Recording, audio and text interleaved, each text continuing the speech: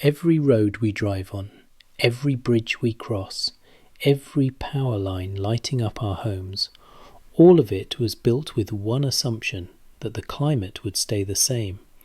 But what if that assumption was wrong? Climate change isn't just about melting ice or rising seas. It's about how a hotter, wetter and wilder world is putting our very infrastructure at risk. This is Nature vs. Infrastructure, Episode 2, The Deadly Consequences of Climate Change. In this video, we explore how climate change is breaking the backbone of modern civilization, starting with the most dramatic of all, bridge collapses. January 28, 2022, a cold winter morning in Pittsburgh, Pennsylvania. Commuters were driving across the Fern Hollow Bridge as they had for nearly 50 years. But just after 6:30 a.m., the bridge gave way. A 100-foot section of the steel structure collapsed into a ravine below, taking 5 vehicles and a city bus with it. 10 people were injured, none killed, but it was a miracle. This wasn't just a freak accident, it was a symptom of deeper systemic stress on our bridges, stress made worse by a changing climate. Bridges, like bones, are only as strong as the foundation they rest on, and that foundation, in many places, is shifting, flooding, or eroding faster than ever before. One of the most common and most overlooked causes of bridge failure is called scour. It happens when floodwaters erode the soil and sediment supporting a bridge's piers. The faster the water, the more it pulls away. Bridges don't fail all at once, they weaken over time. What climate change does is accelerate that timeline. Climate change is intensifying rainstorms, not just more water, but more water faster. The kind of downpour that used to happen once every 100 years, now it happens once a decade or more. Prime example of this is Vermont.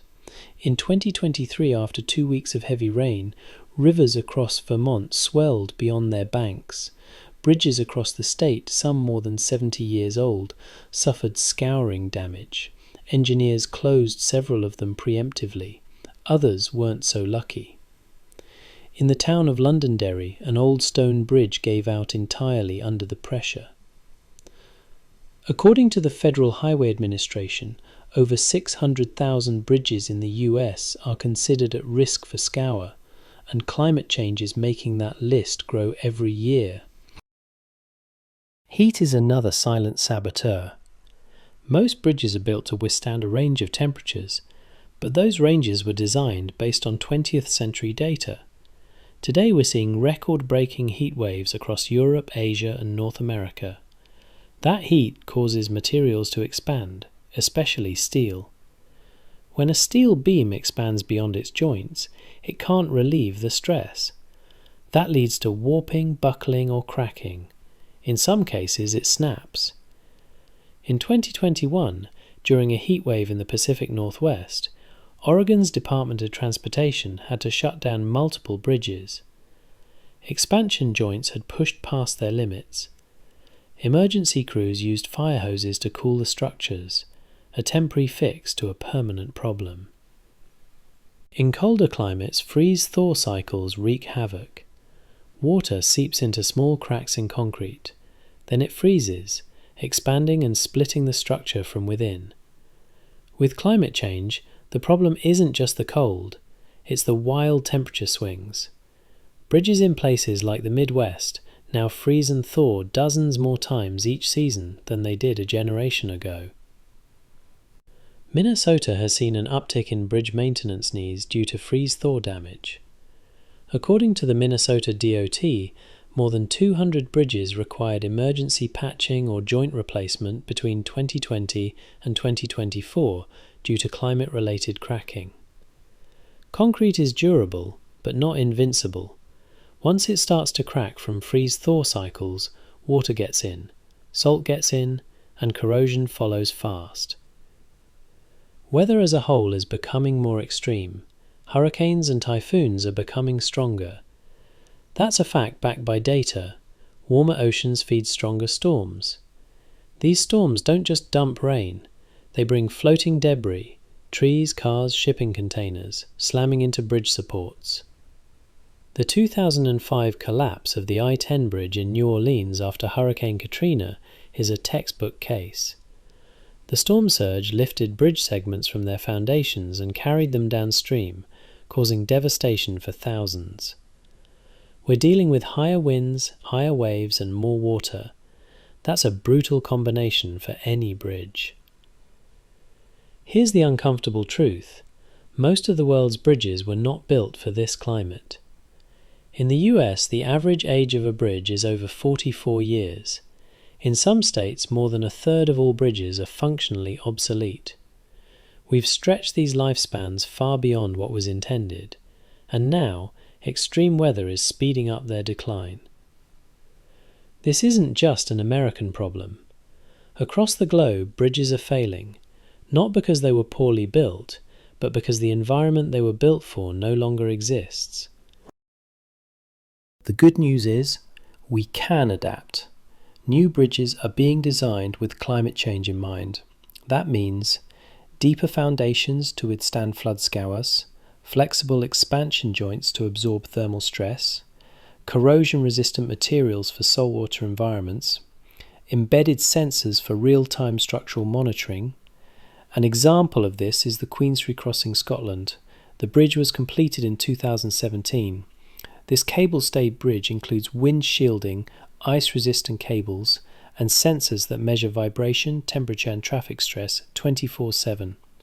Smart bridges aren't just an idea, they're a necessity, and they may be our best defense against a hotter, wetter, and more volatile world. When a bridge falls, it's not just concrete and steel, it's lost trust, lost time, and sometimes lost lives. And unless we build for the climate of tomorrow, more of them will fall. Every summer it seems like the roads get a little softer, the trains a little slower, the heat a little more unbearable. But these aren't just inconveniences, they're signals, warnings. Climate change is hitting the ground we travel on, literally. Roads are designed for a range of temperatures, but as global heat records are shattered, those limits are being pushed and often broken.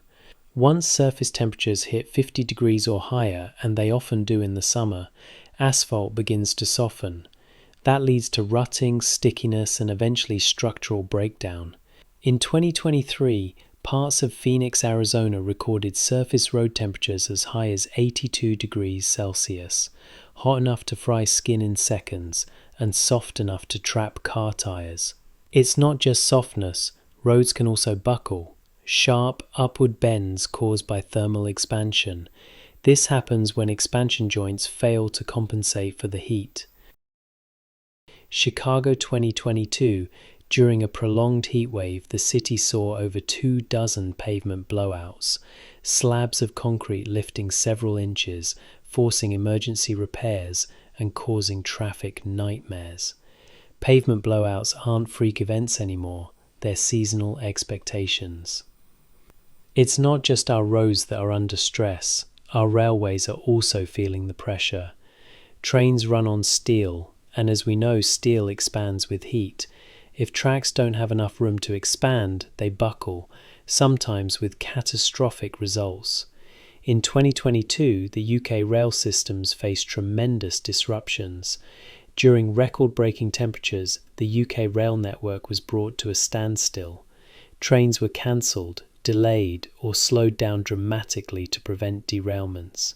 In many countries, steel tracks are stress-tested for a temperature range, but those ranges are based on historic climate conditions, not today's extremes. To avoid disaster, train operators often impose heat restrictions, mandatory slowdowns that cost millions in lost time, productivity, and energy. Slower trains aren't just inconvenient, they're a symptom of aging infrastructure not built for this climate. And it's not just the tracks. Overhead wires sag. Ballast, the gravel beneath the rails, loses stability in heat and heavy rains. This is climate strain on the entire system, not just one part. So what's being done? Engineers are fighting back. New rail designs use concrete sleepers instead of wood. Some tracks are now pre-stressed for higher heat. And in Switzerland, reflective white paint is used to reduce rail temperatures by up to 7 degrees Celsius. But upgrading entire rail networks takes decades and billions of dollars. Many developing countries, and even some wealthier ones, are years behind. Whether by car or by train, our journeys now depend not just on engines, but on how well our roads and rails can survive the heat. A storm used to mean puddles, now it can mean underwater cities. Climate change is supercharging rainfall, and the infrastructure meant to keep cities dry simply can't keep up. The atmosphere holds 7% more moisture for every 1 degree Celsius of warming. That means storms today can dump significantly more water in a much shorter time. We're talking inches per hour, enough to overwhelm even modern drainage systems. New York City 2021, Hurricane Ida. Hurricane Ida wasn't a hurricane when it reached New York, it was just the remnants. But in just a few hours, over 3 inches of rain fell per hour. Subway stations turned into waterfalls, basement apartments filled like swimming pools. At least 13 people drowned, some in their own homes. Experts advise that the system isn't broken, it was just outdated. It was never meant to handle rainfall this intense, this fast. Cities are built around fixed assumptions. One of them is how much rain a storm will produce. Many sewer systems in major US cities like Chicago, Boston, and Washington, D.C. were designed based on early 20th century rainfall data. What used to be a 100-year storm is now happening every 5 to 10 years. Pipes are too small, holding tanks fill too fast, and once that system overflows, the water has nowhere to go. Underground spaces, subways, tunnels, basements are uniquely vulnerable.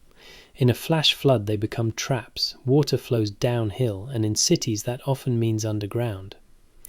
In China, July 2021, an entire subway line in Zhengzhou was flooded after 8 inches of rain fell in a single hour. Hundreds of passengers were trapped in subway cars as water rose to their necks. At least 12 people died before emergency responders could reach them. The sad reality is you can't evacuate fast enough when the water is coming from every direction. It's not just flooding, it's water pressure, force, speed, and the sheer panic that ensues. Modern cities are dominated by hard surfaces, concrete, asphalt, rooftops. These surfaces don't absorb water, they repel it. That creates runoff, and a lot of it. Natural land absorbs 90% of rainfall. Urbanized land absorbs just 10%. The result? Storm drains become the only escape, and they're quickly overwhelmed. In many cities, stormwater and sewage systems are combined. That means heavy rain not only floods streets, it also causes raw sewage to back up into homes and flow into rivers.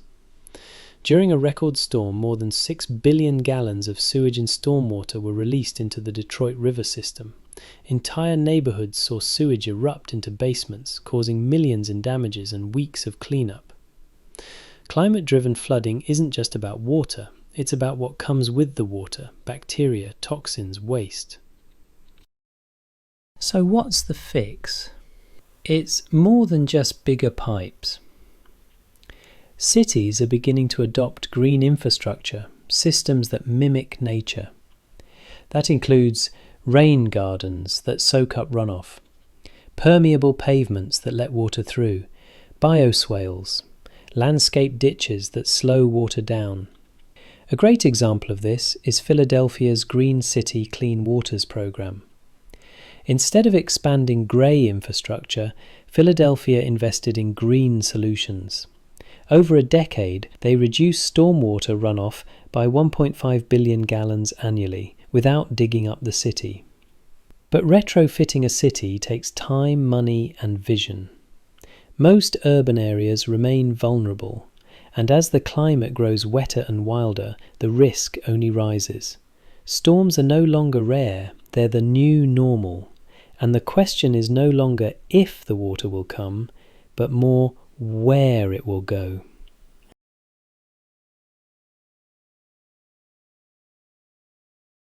It doesn't take a hurricane or a rainstorm. No thunder, no wind, no warning. Sometimes the ocean simply rises, and when it does, the cities built along the coasts, once symbols of growth and global trade, begin to sink beneath the waves. This is a global, creeping crisis. Sea levels have risen over 8 inches globally since 1880, and that rate is accelerating. According to NASA, we could see up to 2 feet of rise by the end of this century, depending on greenhouse gas emissions and melting ice.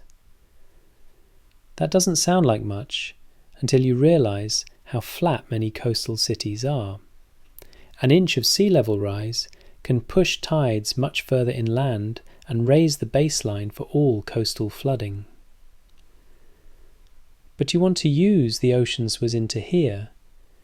Have you ever heard the phrase sunny day flooding?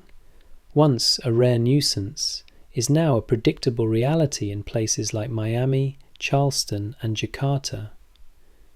In Miami, Florida, at high tide, saltwater flows up through storm drains and floods streets, even on clear days. The city spends millions every year on pumping stations and elevating roads, but it's a losing race against a rising tide. And it's not just water on the streets, it's water inside the infrastructure. Saltwater corrodes underground wiring. It eats away at concrete and steel. It undermines the foundations of buildings and roads. The chemistry of saltwater is aggressive. Once it gets into a structure, the damage doesn't stop when the tide goes out. So what about the ports, roads and airports? 90% of global trade moves through ports, most of which sit at sea level. As storm surges grow higher and tides creep in, these vital arteries face serious threats. The port of Rotterdam, in Netherlands, is the busiest port in Europe. Rotterdam is protected by one of the largest storm surge barriers in the world, the Maaslandkering. It's an engineering marvel, but even it was not designed for the sea levels predicted by 2100. In the US, key highways like Highway 1 in California and I-95 along the East Coast are routinely threatened by erosion, flooding, and storm surge.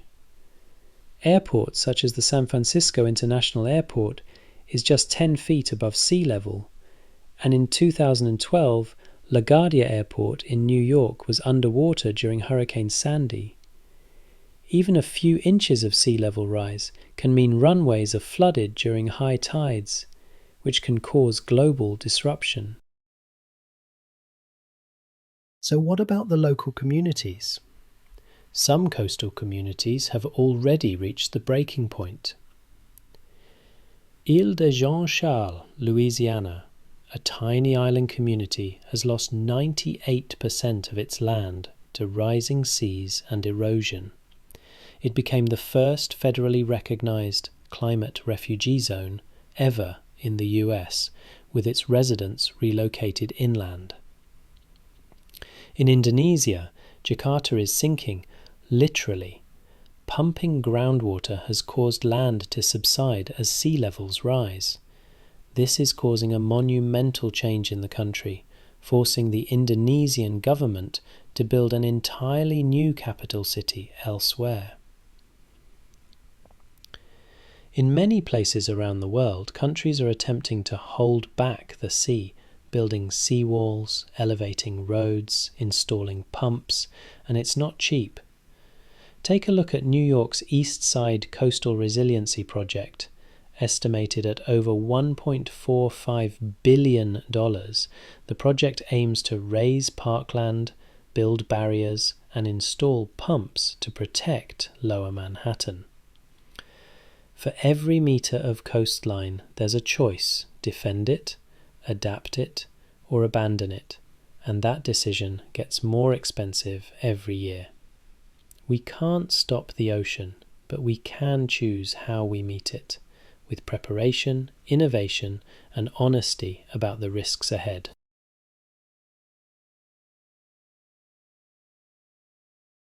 In the far north, the ground was once considered stable, frozen, solid, permanent.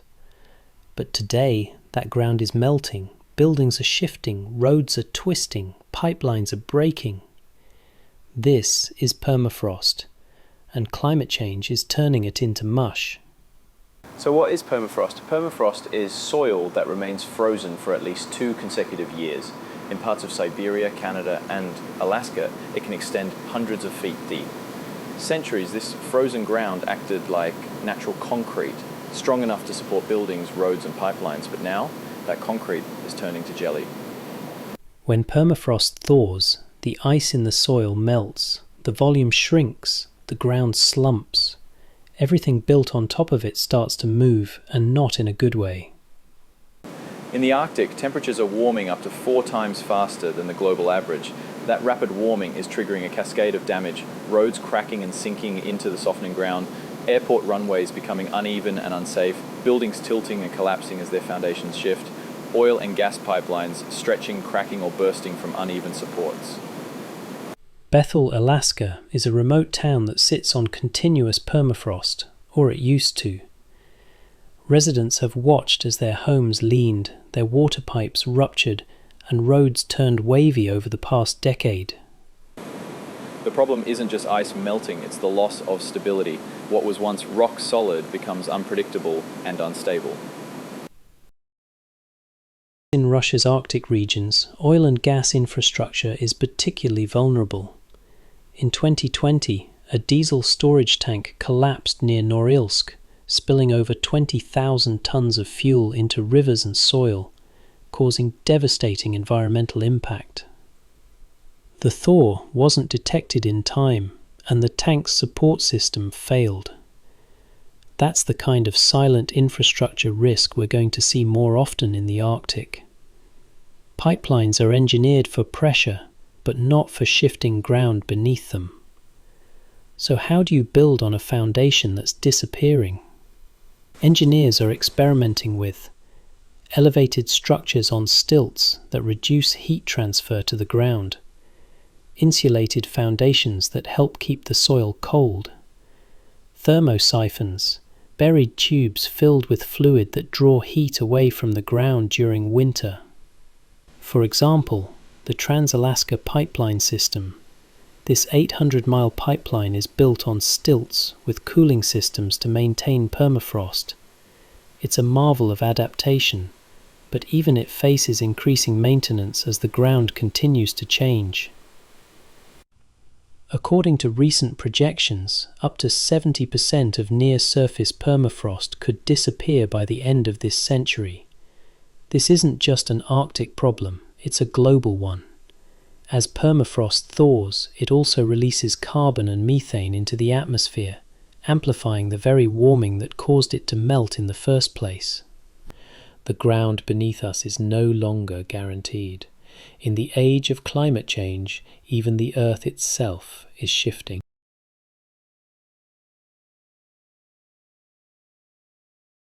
Every summer is now a season of fear, wildfire season, and as fires grow bigger, faster and hotter, they're colliding with something we depend on every day, the electrical grid. The power grid is meant to deliver energy, but increasingly it's also delivering ignition.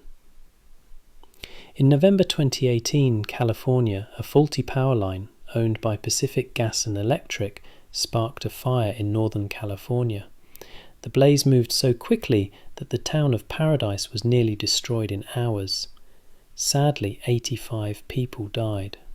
PG&E was found liable for this catastrophe and filed for bankruptcy the following year. Dry conditions, strong winds, aging power lines, it's a recipe for ignition, and that's happening all over the West.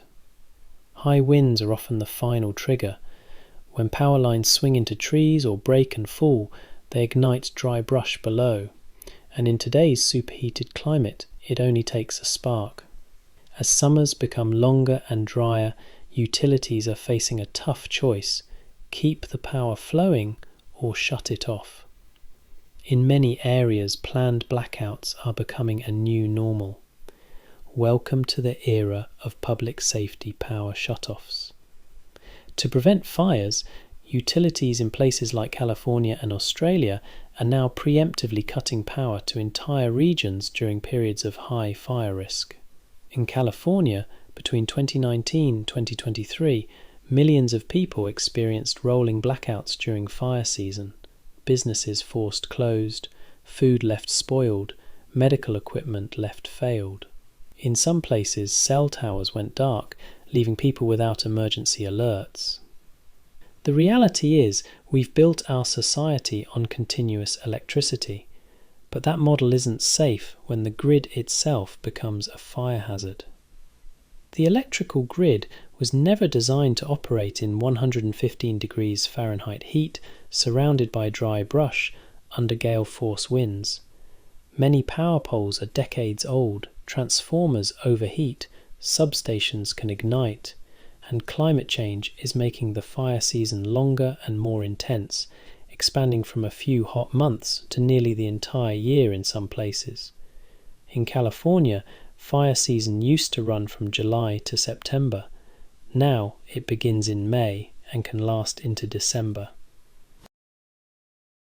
So how do we power our world without burning it down? What solutions are on the horizon?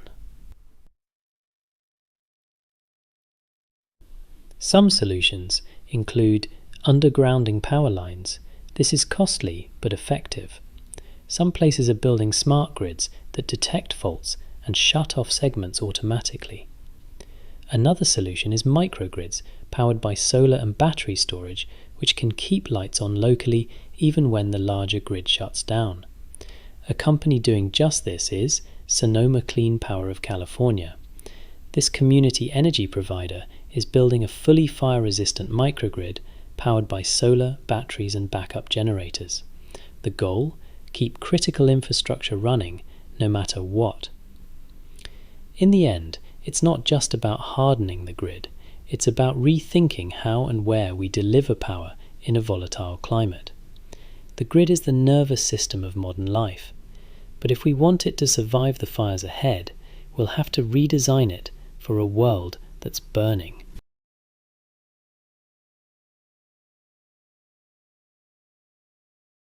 Climate change is testing every system we've built.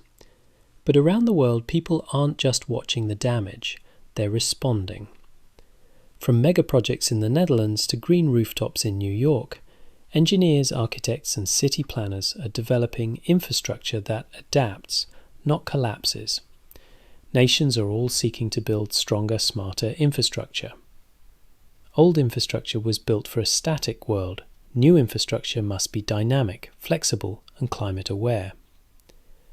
That means flexible joints in bridges to account for extreme heat, permeable pavement to reduce flooding, sensors embedded in roads, bridges and buildings to detect stress in real time. The Queensferry Crossing, Scotland, is a bridge that is equipped with windshielding and sensors that track weather, load stress and vibration 24/7, meaning it can literally talk back to its engineers. Smart infrastructure doesn't just sit there. It listens, reacts and alerts us before something goes wrong. Sometimes the best solution isn't concrete or steel, it's green. Green infrastructure uses natural processes to manage water, reduce heat and absorb carbon. Rain gardens and bioswales filter runoff. Green roofs cool buildings and absorb rainfall. Urban forests reduce the urban heat island effect. Take a look at Philadelphia's Green City Clean Waters program. Instead of digging up sewers, Philadelphia invested in 10,000 green infrastructure projects, which is reducing flooding, beautifying neighborhoods, and on top of this, creating local jobs. In China, the government is rethinking cities from the ground up. The sponge city concept transforms dense urban areas into spaces that absorb water like a sponge. The city's features include porous bricks and concrete that soak up rain, parks and wetlands that double as reservoirs, roof gardens and tree-lined streets that cool and retain water. China's city of Wuhan experienced devastating floods in 2016. Wuhan has now embraced sponge city principles and is doing so at an impressive rate. By 2023, over 15% of the city had been converted, dramatically reducing flood damage already in the subsequent years. Nature already knows how to handle water. Sponge cities are about letting nature do what it does best. In other cities, such as IJberg, Amsterdam, they are adopting a different approach in the form of floating solutions. In places where the water won't wait, people are building on the water. This Dutch community consists of floating homes tethered to flexible moorings. As sea levels rise, the homes rise with them. Utilities like water, sewage and electricity are all designed to move in harmony. Resilience isn't just bouncing back, it's bouncing forward to something better. We can't stop every flood, every fire or every storm, but we can build a world where our homes, cities and systems are strong enough and smart enough to stand through them. Climate change is no longer a distant threat. It's here, it's now, and it's reshaping the very foundations of our world, our infrastructure. From bridges buckling under heat and shifting ground, to roads swallowed by rising seas, to power grids turned fire hazards, the systems we built for yesterday's climate are struggling with today's realities. But infrastructure is not just concrete and steel, it's the lifeblood of society, transporting people, powering homes, providing clean water, and connecting communities. This means we face a choice. Do we keep building for a past climate that no longer exists, or do we build for a future that's changing every day? The answer is clear. We must adapt, innovate, and prepare. The good news? Solutions already exist. From floating homes to smart bridges, from sponge cities to microgrids, people around the world are pioneering ways to meet the challenge head-on. Infrastructure shapes our lives, and we shape infrastructure. Whether you're an insurance claims handler, engineer, homeowner, or student, understanding the risks means making smarter decisions about where and how we live. Climate change will keep testing our resilience, but if we choose to build forward, not backward, we can create communities that not only survive, but thrive. The future is ours to build. Let's make it strong. If you found this video insightful, please like, subscribe and share to help spread awareness about how climate change is reshaping our world.